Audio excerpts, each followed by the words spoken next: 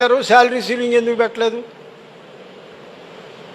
ఇన్ని ఎకరాల కన్నా ఎక్కువ ఉండకూడదు అన్నారు. ఇంతకన్నా ఎక్కువ ఉండకూడదు కదా. 2 ఎకరాలన్నర, 5 ఎకరాలు, 10 ఎకరాలు, 20 ఎకరాలు, 2,000 5,000, 10,000, 20,000 ఉండాలి. మీకు 2 లక్షలు ఎందుకు జీతం? నువ్వు ఉద్యోగం చేస్తే నువ్వు పని చేయవు, ఆఫీస్కి వస్తున్నావు, తెల్లారుజాము లేచి నువ్వు ఒక్కడవే పని చేస్తున్నావు.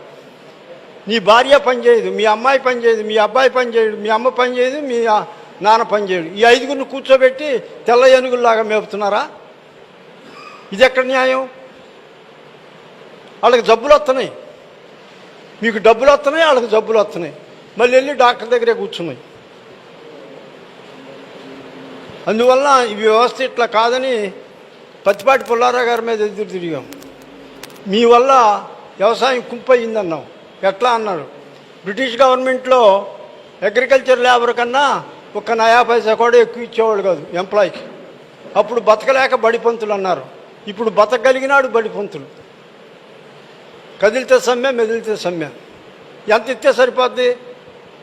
2007లో జింబాబ్వే అనే దేశంలో ద్రవ్యోల్బణం వచ్చింది, 22 లక్షల %.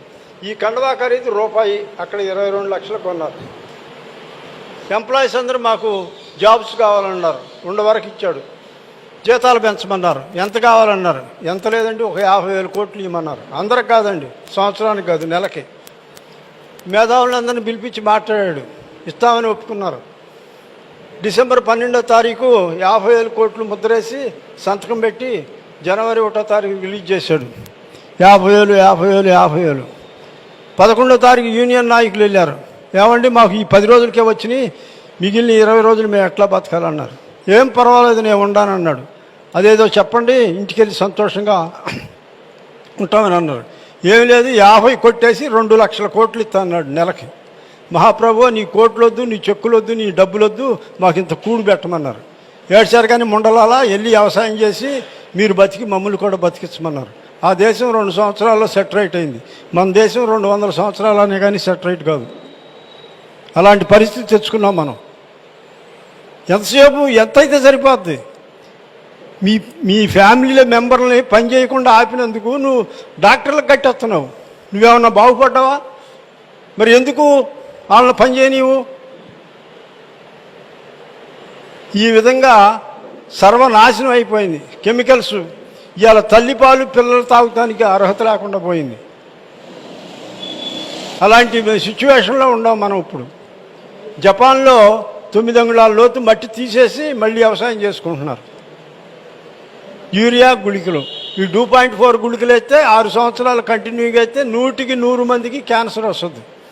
పంజాబ్, హర్యానాలో అదే జరిగింది. అక్కడ బ్యాన్ పెడితే ఇక్కడికి వచ్చి పడ్డాయి.